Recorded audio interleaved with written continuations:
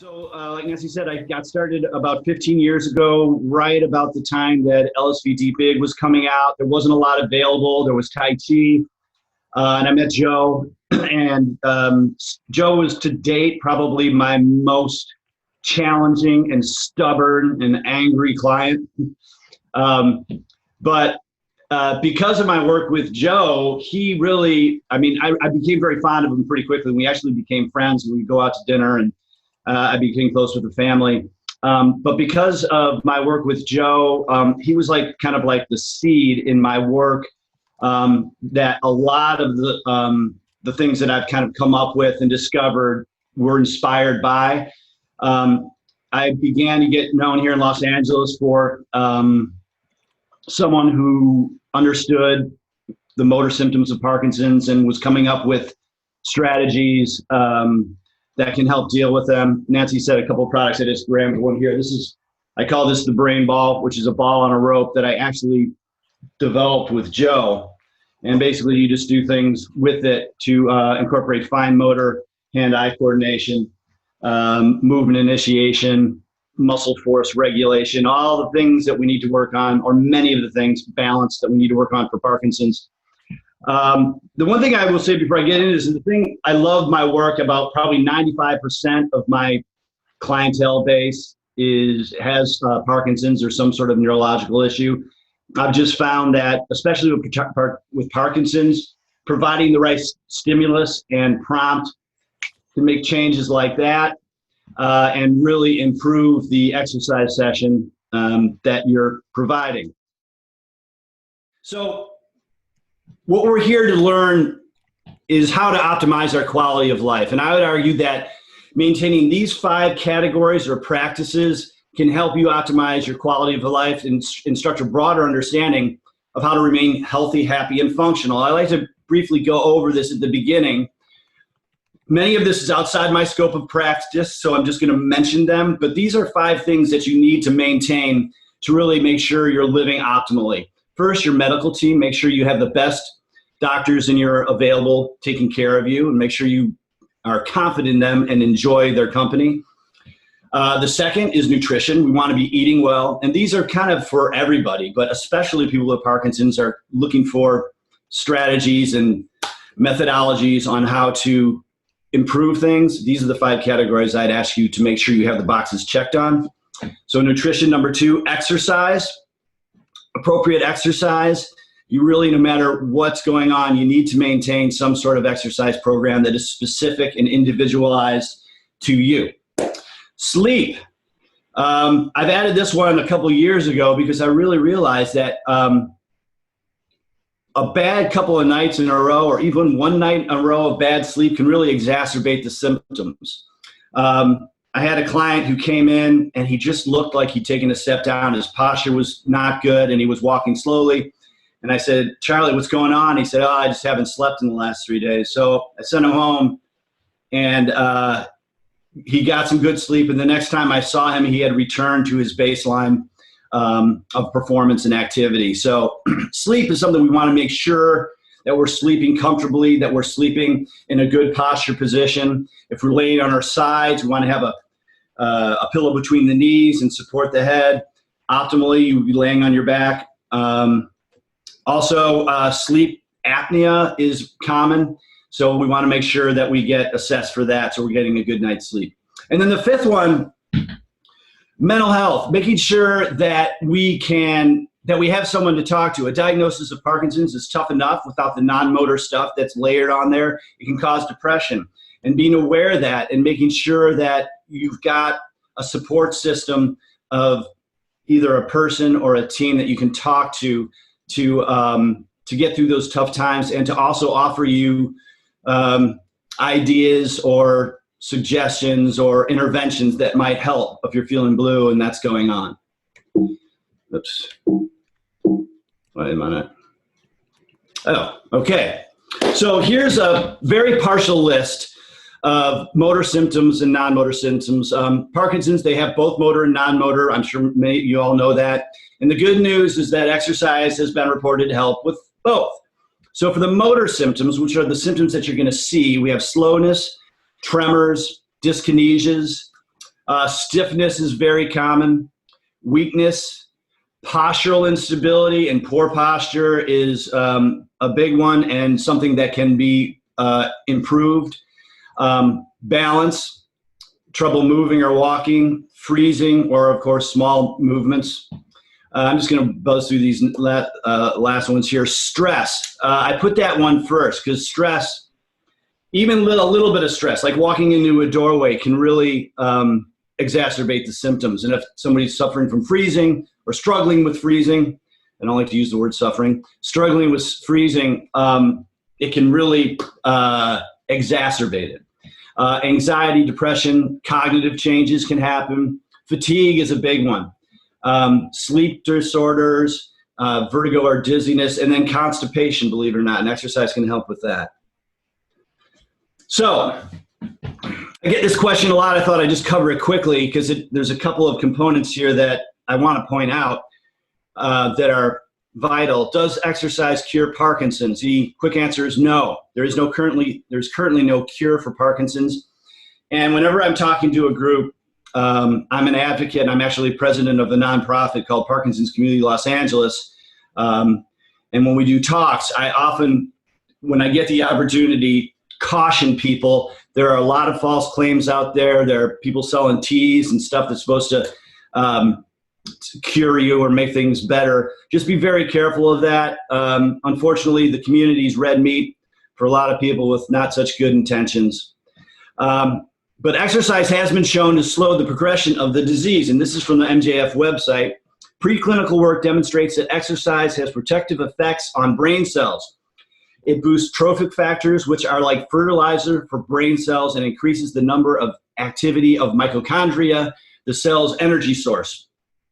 It also helps you use the dopamine your brain already has more effectively. And I've heard also it can make the meds, if you're treating with meds, can make the meds work better. Dopamine is the brain chemical. It's a neurotransmitter responsible for normal movement that decreases in Parkinson's. Clinical studies also suggest that symptoms may progress more slowly in people who exercise.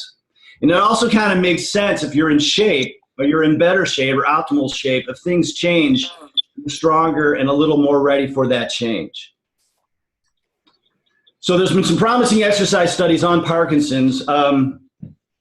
So there's clinical trials on PD and exercise that was published in 2019, pretty recently, and that intense exercise improved motor functions in Parkinson's. And I want to point this out. It's actually, when I started doing this, there was not a lot of study on exercise in Parkinson's. People were actually saying don't exercise. Some neurologists, not the large percentage, but enough of them were saying exercise isn't going to help, don't do it. Well, you just can go online and do a quick search and you'll see tons of validated studies that are indicating that exercise is really important and useful. So there's a news release on current studies. This is a source, WebMD, which is a reliable source.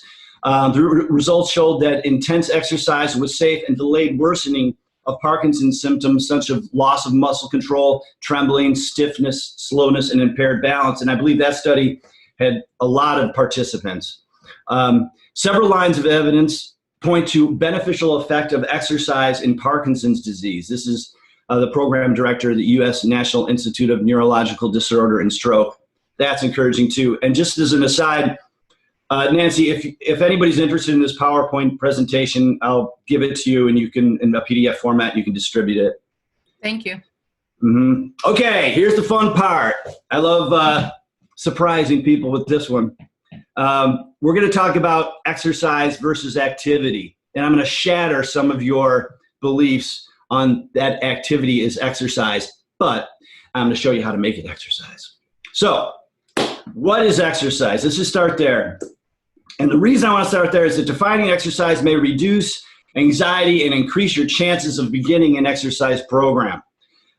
You guys are all here, so you're probably proactive and motivated, but I just wanted to cover this briefly because it's important to bring background to words that we use every day, like exercise, but we have a general understanding of it, but we really want to have a specific understanding of it. So when we perform it a little bit better and it's a little more effective. So Definition of exercise: a repeated and sustained movement or action that tasks the body to an intensity level higher than normal.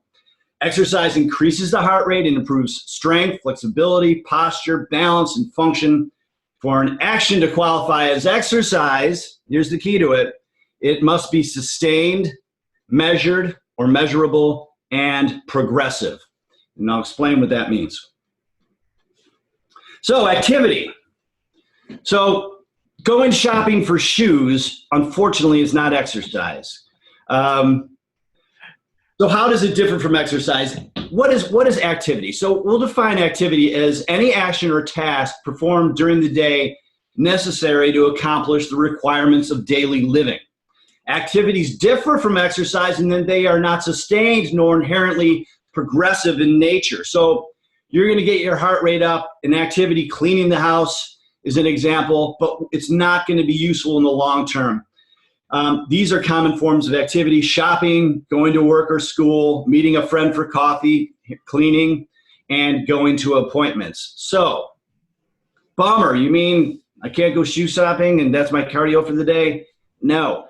But how can we transition an activity and make it exercise?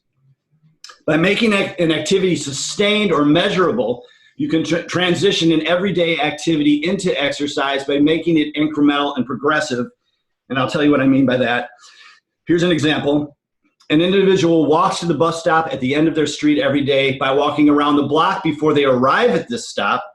This walk becomes exercise. As their endurance improves, they can add another lap around the block. So now they're doing a walking program before they're going to the bus stop. They've got one lap around the block. That's measurable. It's sustained. They do another a week later, and they progress that way. That's making an activity exercise. Here's another simple example. An individual goes to an appointment or a building that has a flight of 18 steps to the front door. By arriving early, a few minutes early, the individual can climb up and down the stairs 2 times before entering the building. This would be like if you had an appointment that you did weekly, for instance. You might be thinking of something that you do weekly that has some stairs. You could do this, and this is going to become exercise because it's measurable and progressive. So I'm going to plow through these. Again, you guys are all here to hear the talk, so I probably don't need to sell exercise to you, but I think it's important to go over these to make sure you maybe look for these improvements through your exercise program, making sure whatever exercise program you're performing, if you're doing one now, some of these you're going to start seeing improvements here. And if not, then we need to kind of address what's going on. So it makes activities of daily living easier to perform. So I'm going to get back to this. Well, I'm not going to go to this phrase. I'll get to it. It's one of my favorites. And I'll get to, it's coming up later. Using the proper technique, building strength, those two things combined can really make a difference. I've had people with just a half hour or even less of instruction on how to get up out of a chair, able to do it. I got an email or a letter. I teach these 4 exercise classes, and I offer them for free, but people want to help out during this time when I'm not working. And I get a lot of letters from them and making whatever contribution they can. And one of the women said, you know, for the last 5 years, we had our bathroom all remodeled, but the toilet is really low. And now, using your and up technique, I can get out of the toilet without any problems. She says, I hope this isn't too much information. I said, no, it's not, because now I'm going to use this in my presentations because I think it's actually kind of funny. But anyway, so that's an activity of daily living that improving your strength would improve. Going up and down stairs, even reaching up to a cabinet. Those are your activities of daily living that can be improved with exercise. It reduces anxiety and stress. It reduces fatigue. It can improve your sleep. It can reduce back and neck pain. Reduces the risk of heart attacks or diabetes or other comorbidities. Prevents onset of other illnesses, and improves mood, happiness, and reduces depression. It can improve your memory and cognition. I actually have come up with I developed a memory game. It's called Memory Cards Plus that you play. It's got a bunch of 52 cards with different images, and you use that while you're exercise to seamlessly integrate some memory challenges. You can do that just on your own as well. Exercise can improve balance, and this is like probably the most important one, probably should be up at the top. reduces the risks of falls. And we all know for all populations how important that is. One fall can change everything. So we want to make sure in our exercise program, there's a component to it that addresses a moment of instability, recovery of a moment of instability. I'll give you a quick example. Most of you probably have experienced this, and I actually use this in my training.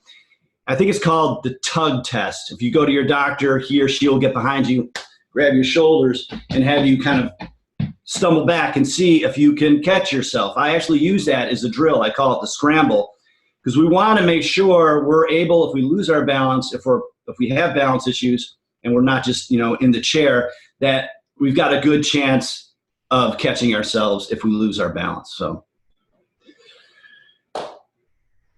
here's a cute little puppy dog. I just put it in there because I want to make sure you're paying attention. Okay. So here's a couple examples of Parkinson-specific exercise programs you may have heard of. We've got the LSVT Big.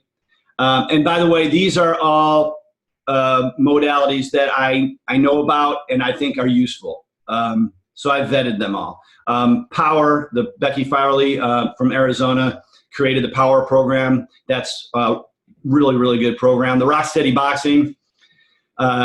I'm sure some of you on here have started boxing, and you're not getting punched in the nose, but that's a movement discipline. It's a movement discipline that is incredibly useful for people with Parkinson's. I started my career as a trainer teaching boxing, and I actually fought semi-pro after I moved out here to Los Angeles. And I teach boxing with many of my clients, and it's great because it incorporates movement initiation, strength, balance, flexibility, technique, mind-body connection, and it's a great metaphor for fighting back, right? You got to fight back the symptoms. Delay the Disease by David Vid is a popular one. Dancing Through Parkinson's is great. In many ways, it's similar to the movement discipline of boxing because you're choreographing and it requires planning, understanding, and intention and execution. So it's great. There's the Plus program. I think that's through the YMCA, or it used to be. There's Smart XPD. That's my program. I'm going to talk to you a little bit about the components of that. And I want to put an honorable mention here, The Art of Movement by John Argue.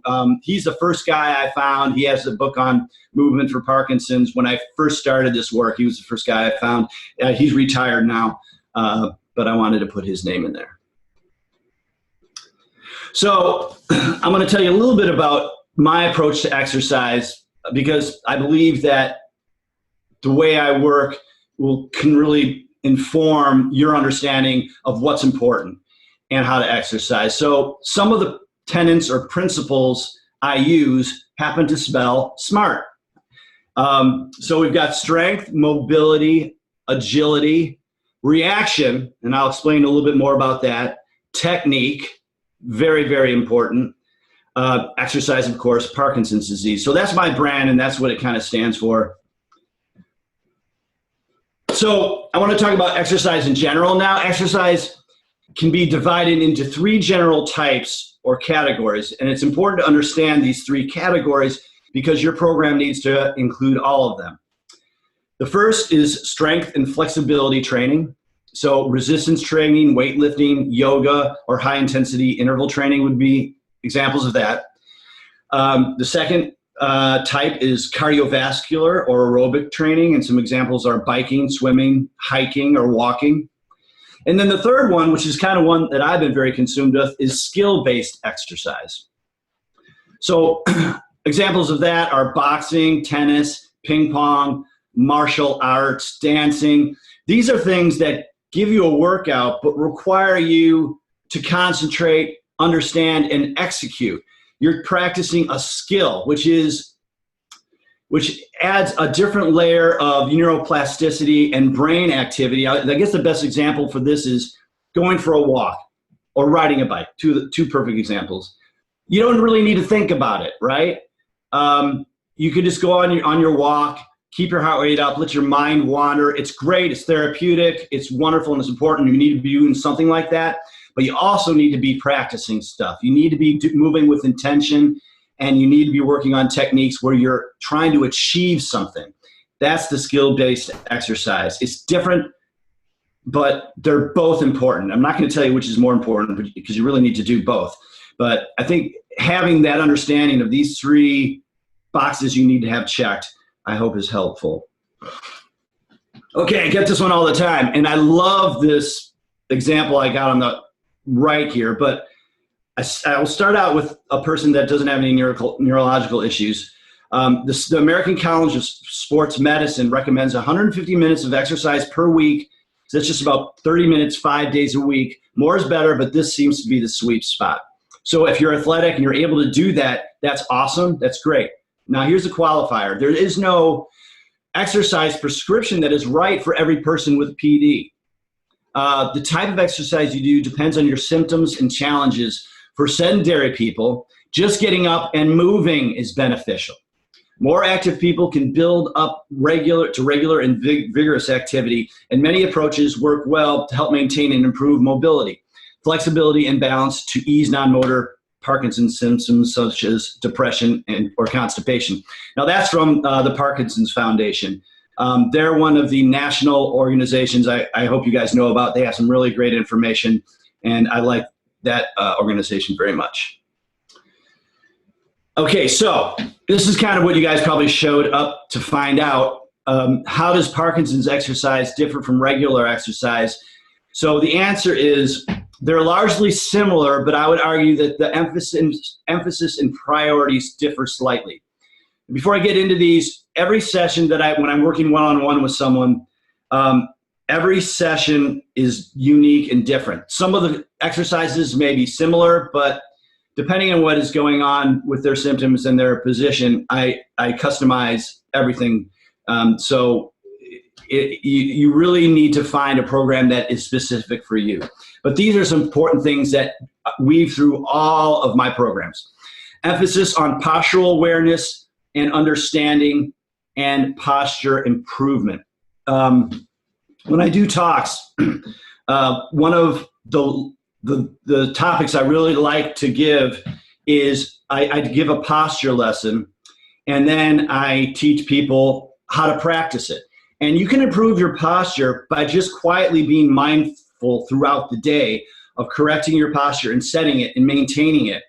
There are tons of exercises that can improve your structural position, but really knowing in your noodle here what is perfect posture is so important because it then enables you to practice it throughout the day. So you're not going to the gym and sweating for an hour working on your posture. No, you're standing taller and you're making a mindfulness decision to return to your posture and hold it for as long as you can. It's that simple. But first of all, you need to know what your perfect posture is.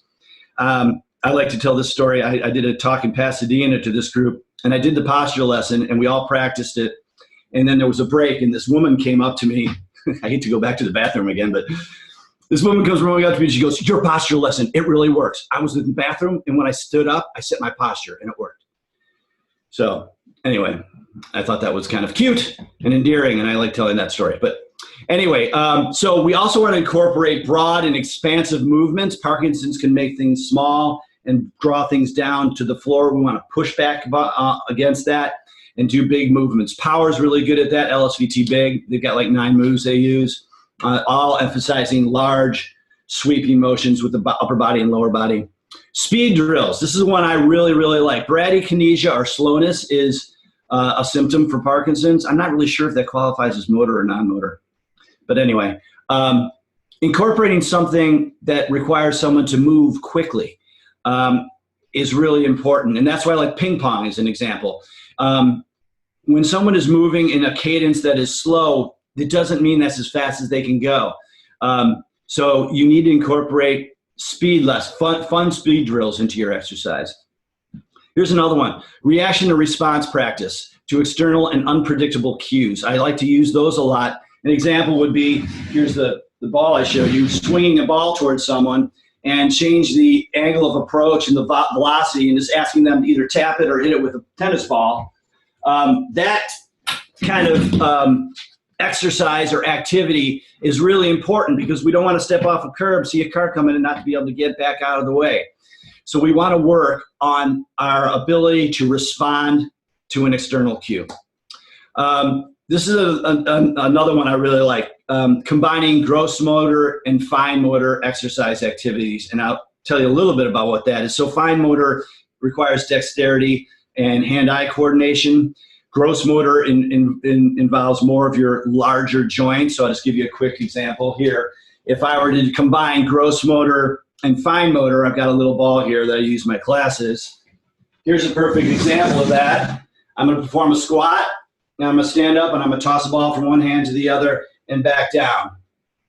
And there's a lot going on in there. It's tricky for some people, but that's just an example of, well, it's an example of task sequencing and multitasking, which I'm going to get to in a minute here. But it's an example of challenging the brain while you're challenging the body with some skill-specific stuff. And on top of it, it adds an element of play to the exercise, which I think is great, and an element of fun. Okay, this is a big one that I don't hear a lot of people talk about. Implementing task sequencing challenges. So important. I'm going to give you another example of this. Parkinson's, as it advances, can make things messy and sloppy. Oftentimes, you'll see someone going down to sit in a chair. It's one of my favorite examples. And they're aiming their ass at the chair even before they get there. They're coming here, and they're sitting on the side, and they're not properly seated. Well, that's because they haven't been practicing, and they don't understand task sequencing as well as they need to. I'll give you a quick example of task sequencing here. I'll use the ball and a hand weight again. So this is just a standard strength training exercise. Let me push back so you can see me better. And it's useful. It's perfectly good. Now, if I were to add a task sequencing component to it, I perform a bicep curl, shoulder press. Okay, that task is done. I am then going to shift my focus over here, just do a little toss catch, and then return to the strength training. So I'm task sequencing. I'm beginning a task. My brain is switching focus, tossing and catching, and bringing it down. This is a real basic example of task sequencing. Understanding what task sequencing is and practicing it. I would argue that improving your ability to execute that neurological event of switching of tasks is really important. And the sitting in the chair one is a perfect example. Nancy mentioned that I have a YouTube channel, and I've got a bunch of some workouts, but also some instructional things. One of the ones up there I call GPS, which is your way you sit in the chair. I've got an exercise on how to get out of the chair. There's a bunch of stuff on there that that is not a long video that might help. But task sequencing, how to sit in the chair, GPS. GPS stands for get there, position, sit. Get there, position, sit. Those are your 3 tasks. And I'm going to show you how that task sequence looks, translating what I just showed you with the ball and the hand weight into this activity of sitting down. So get there. I'm walking across. First task. I got to my chair. Position myself. I'm turning my back to the chair, and I'm going to glance down and then sit. 3 things. Get there, position, sit. And I'm able to do that because I've been doing task sequencing in my exercise program. So I understand that I have to do 3 things, and I've been practicing how to start a task, stop it, switch another, blah, blah, blah. I often say that Parkinson's, and listen to this, Parkinson's makes things we learn to do without being taught difficult. Parkinson's makes the things we learn to do without being taught difficult, like sitting down in a chair, like getting out of a chair, like rolling over in bed, like walking. No one taught us how to do that. We just figured it out. We just learned to do it, right? We learned to do it from infants. When we crawl, when we're crawling as babies, we are crawling in reciprocal, the gait pattern. We automatically do that. We crawl like we walk. The limbs move in that same cadence. So with Parkinson's, for many of these activities that we begin to struggle with, we need to break them down, understand what we're doing, what we've been doing from the beginning, and how best to execute it, and then to practice it. Sitting down in a chair is a pretty good example of that. Getting out of a chair is probably an even better example of that. So check out the YouTube channel and look for that one. I think you'll find it helps. Where am I here? Okay, multitask layering. And I've heard all different thoughts on that. There's no such thing as multitasking. But I believe there is. I'll give you an example. Oftentimes when I have someone warming up, I have them on a recumbent bike, which is one of the bikes you're sitting in and pedaling. And so they're getting their body warmed up, but then I'll have them do something like we'll play catch with the ball as they're pedaling. So that's an example of multitasking that challenges the brain, and it adds a component of fun, but it's really useful and takes the exercise to another level. Mindful movement. I'm going to go right to the next page for this one, but let me just stress mindful movement. This is a principle that I think should inform all of your exercise. So this is a phrase I came up with: exercising with mindfulness, move with understanding, specificity, and intention. And I'm going to break that down. So moving with understanding, specificity, and intention. So understanding. I understand the task or exercise being assigned to me. Someone has given me an assignment. I know what I'm supposed to do. Specificity. I will attempt to perform it exactly as prescribed or directed, and I'm going to do it with intention. I will perform it deliberately, not passively, with dedication and intent. In your mind's eye, if you picture a Tai Chi class, I don't know Tai Chi, I think they kind of move like this, but they are moving with intention. They feel their hands and their arms moving through every plane of movement, through every inch. That's moving with intention. This is a perfect example that I just gave. I'll just do it again. I'm feeling my muscles perform the bicep curl and the shoulder press. I'm lowering it and down. And I'm doing it deliberately, and I'm being present through the entire range of motion. I'm not just moving a limb from point A to point B. You need to be focused. You need to be present. You need to move with intention. So, I just wanted to briefly go over some of the stuff I have available. I should add this. I don't even it's on here. I've got some free exercise classes.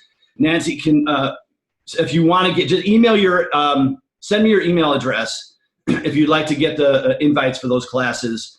I meet 4 times a week. The Monday, Wednesday, Friday classes are pretty intense. There's a Thursday gentle exercise class. That's a Smart XPD thing you could take advantage of right now. My YouTube channel, I've got 80 videos up there, about 6,500 subscribers or so, 720,000 views. And my website also has a lot of information up, some articles. I've got a fun article up there that I like to, an article that was fun for me to write. It was 5 things you could do while standing in line at the grocery store to improve your Parkinson's. And the 5th one was a fine motor drill.